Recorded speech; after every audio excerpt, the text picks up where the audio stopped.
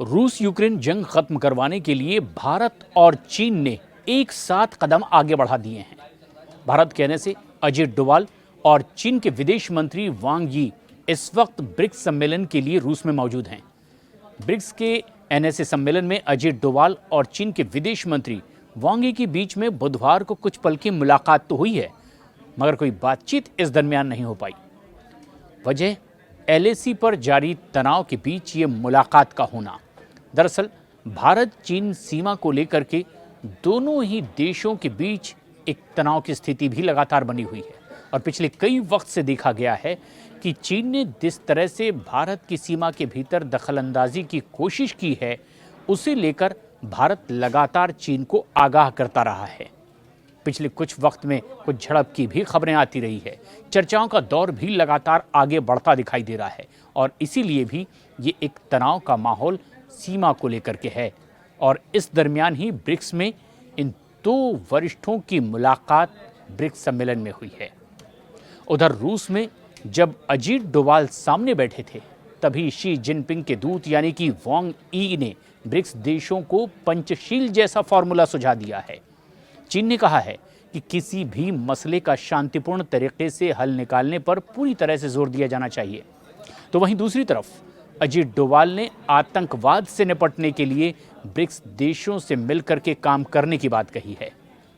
सबसे खास बात यह कि अजित डोभाल और चीन के विदेश मंत्री ने आखिर इतने बड़े मंच पर 14वें ब्रिक्स सम्मेलन में क्या कहा है, ये जान लेना भी बहुत ज़रूरी है। इस सम्मेलन के लिए अजित डोभाल और वांग यी मॉस्को में इस वक्त मौजूद हैं। अजित डोभाल ने सेंट पीटर्सबर्ग में ब्रिक्स के राष्ट्रीय सुरक्षा सलाहकारों के सम्मेलन को संबोधित करते हुए बहुपक्षवाद में सुधार का आह्वान किया है और इसे वक्त की ज़रूरत बताया है। डोभाल ने कहा है कि मौजूदा संरचना जो इस वक्त है, ये आधुनिक खतरों और साझा चिंताओं के संवेदनशील मुद्दों से निपटने में पूरी तरह से सक्षम नहीं है। यानी कि इस वक्त दुनिया भर में जिस तरह की व्यवस्था है, इसमें काफ़ी सुधार की ज़रूरत है। भारत के एनएसए की ओर से ये बात इस अंतर्राष्ट्रीय पटल पर कही गई। डोभाल ने कहा कि अगर हमें विश्वसनीयता बहाल करनी है तो बहुपक्षवाद में सुधार की बहुत तुरंत ज़रूरत है। यानी कि हर पक्ष को अपनी बात कहने के लिए मंच हो और उनकी बातों को गंभीरता से लिया जाए।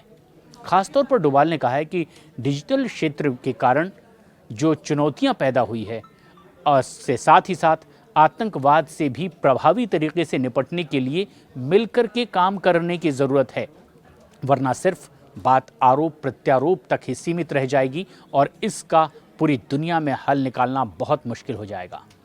अजित डोभाल के सामने ही चीन के विदेश मंत्री वांग यी ने सबसे पहले तो ब्रिक्स के नए सदस्य देशों का स्वागत किया और फिर उन्होंने कहा कि आज दुनिया उथल पुथल और परिवर्तन के एक नए दौर में दाखिल हो चुकी है और सभी सुरक्षा खतरे आपस में एक दूसरे से जुड़े हुए हैं और इसीलिए ब्रिक्स देशों के लिए ज़रूरी ये है कि एक दूसरे का साथ दिया जाए, आपस में सहयोग किया जाए और किसी भी मसले का शांतिपूर्ण समाधान तलाशने पर पूरी दुनिया को जोर देना चाहिए।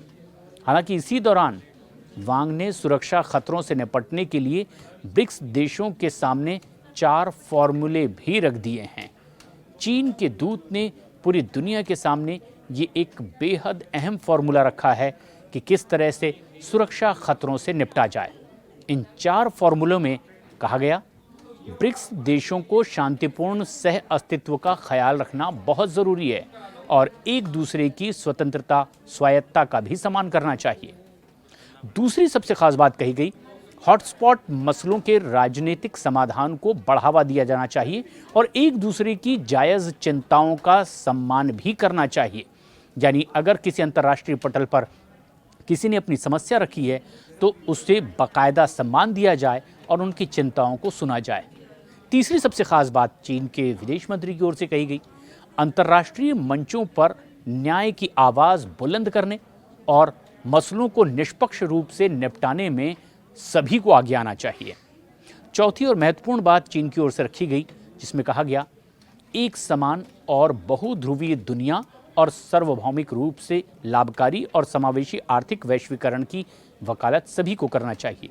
ग्लोबलाइजेशन के इस दौर में सभी की हिस्सेदारी बराबर दिखाई दे, इस बात पर जोर चीन की ओर से दिया गया।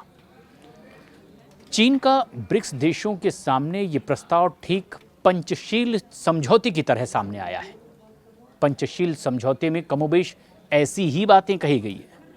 पंचशील समझौता चीन के क्षेत्र तिब्बत और भारत के बीच आपसी संबंधों और व्यापार को लेकर के हुआ था। भारत और चीन के बीच शांति समझौतों पर 1954 को हस्ताक्षर किए गए थे। पंचशील सिद्धांत में कुछ अहम बिंदु थे जिसे एक बार फिर से अंतर्राष्ट्रीय पटल पर रखने की कोशिश की गई है। जिसमें जो खास बात थी वो ये कि एक दूसरे देश के आंतरिक मसलों में हस्तक्षेप ना किया जाए। पंचशील में दूसरी बात थी, एक दूसरे देश पर आक्रमण नहीं किया जाए। तीसरी महत्वपूर्ण बात थी, शांतिपूर्ण सह अस्तित्व की नीति का पालन किया जाए। चौथी अहम बात, परस्पर सहयोग और लाभ को बढ़ावा दिया जाना चाहिए। पंचशील में पांचवी बात कही गई, सभी देशों को क्षेत्रीय अखंडता और संप्रभुता का सम्मान करना चाहिए। और जो बात 1954 में भारत और चीन के बीच हुए इस बेहद अहम समझौते यानी पंचशील के इन नियमों में कही गई, ठीक ऐसी ही बात का जिक्र इस अंतर्राष्ट्रीय पटल पर ब्रिक्स सम्मेलन में भी रखा गया है, जब तमाम देशों के एनएसए यहाँ एक साथ मॉस्को में मुलाकात कर रहे हैं। दरअसल बौद्ध धर्म में पंचशील के 5 सिद्धांत हैं, जिसमें कि दूसरों को आहत किए बगैर किस तरह से कदम आगे बढ़ाए जा सकते हैं, इसके नियम सुझाए गए हैं। और कुछ ऐसी ही बात पंचशील सिद्धांत के तहत पंचशील समझौते में हुई। और अब अंतर्राष्ट्रीय पटल पर जबकि भारत के एनएसए अजीत डोवाल मौजूद थे और चीन के विदेश मंत्री मौजूद थे, मॉस्को में इस जगह भी इसी समझौते का जिक्र किया गया। और जिस तरह से जंग के हालात कई क्षेत्रों में दिखाई दे रहे हैं, तो कहीं जंग छिड़ी हुई है, इसके समाधान के लिए इस तरह के सिद्धांतों का पालन करके मसले का हल निकालने की बात भी कही गई। इस बेहद अहम खबर पर क्या है आपकी राय, हमें कमेंट्स करके जरूर बताएं। न्यूज़ 18 इंडिया चौपाल, एक ऐसा मंच जहां जब जब बात निकलेगी तो सिर्फ दूर तक नहीं बल्कि दुनिया के कोने कोने में जाएगी, क्योंकि इस बार बात होगी भारत के वैश्विक महाशक्ति बनने के लक्ष्य पर। सरकार, समाज, सेलिब्रिटी और स्पोर्ट्स स्टार्स के साथ न्यूज़ 18 इंडिया चौपाल देखिए सिर्फ न्यूज़ 18 इंडिया पर।